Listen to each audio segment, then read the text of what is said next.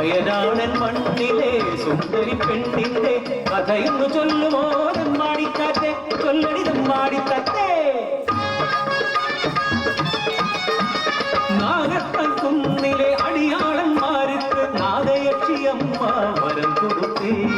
ൂരിലെ കന്യകയ പെണ്ണൊരുവൾ വിഷകാരിയായി നിന്നിടേണം. വിഷവൈദ്യം ജീവിത വ്രതമാക്കണം. പെണ്ണ് നാടിന് മാത്രമായി ജീവിക്കണം. ഏഴഴകുള്ളൊരു സുന്ദരി പെണ്ണ്, ചന്ദനമണമുള്ള വല്ലിപ്പെണ്ണ്, നാഗദൈവങ്ങളെ സാക്ഷിയാക്കി വിഷഹാരിയായി സ്ഥാനമേറ്റു.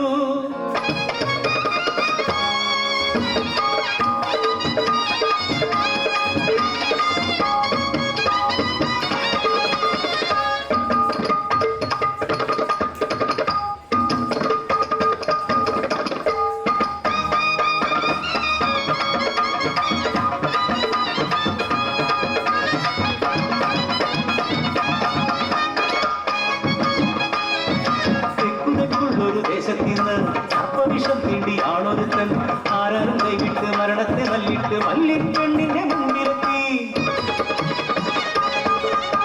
41 നാൾ വിഷചികിത്സ, ജീവൻ തിരിച്ചു പിടിച്ചു പെണ്ണ്. ആ നാളിലെന്തോ അനുരാഗം അവരിൽ ഒരു മുല്ലവള്ളി പോൽ കടന്നു കയറി. പിരിയുവാൻ പോലും കഴിയാതെ അവരാ പ്രണയത്തിൻ മായിക മറയത്തിനാ. ദേശത്തലവന്റെ കാതിലെത്തി. അന്തിച്ചു നിന്നുപോയി നാട്ടുകാരും. വിഷഹാരി പെണ്ണിന് അനുരാഗമോ.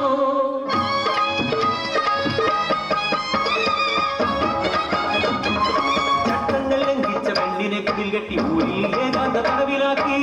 നാട്ടുകൂട്ടത്തിൻ വിചാരണയായി പഞ്ചമി നാളിൽ പെണ്ണിനെ സർപ്പവിഷം തീണ്ടി കൊല്ലുവാനും മോഹിച്ച പുരുഷനെ തലവെട്ടി കബലിയിലെറിയുവാനും നാട്ടുകൂട്ടം വിധിയെഴുതി. പഞ്ചമി ചന്ദ്രനുച്ചൂവിൽ വലയത്തൊരുടലു പതിച്ചു കബലിയിൽ. ആകത്താവിൽ വാദ്യങ്ങൾ മുഴങ്ങി, ചെമ്പക്കുടുപ്പിച്ച് മഞ്ഞൾ കുറിചാത്തി ബലിമൃഗത്തെ പോലെ വലിച്ചിഴച്ചു. പെണ്ണിനെ കൊണ്ടുവന്നു നാഗത്തറയിൽ. നാഗരാജാവിനെ ചെമ്പുകുടത്തിൽ കൊണ്ടുവച്ചു.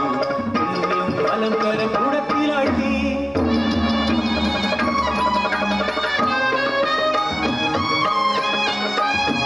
നാഗരാജാക്കൾ കനിഞ്ഞതാണോ പെണ്ണിനു ദംശനം കേൾക്കതില്ല.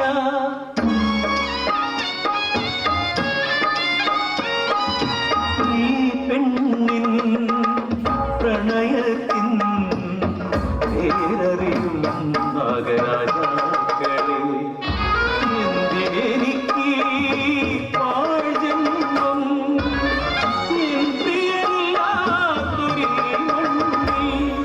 ഒരു ഗാന്ധിയെ പോലെ ഓടിവേണ്ട അവനിയാക്കി ജീവനൊടുക്കി.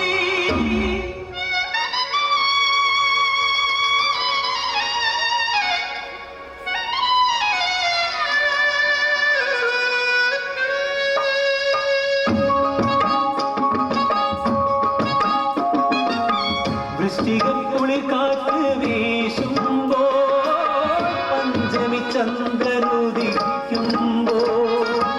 വാനത്ത് തിളങ്ങുന്ന 2 താരങ്ങൾ, മല്ലിപ്പെണ്ണും പ്രിയതമനും.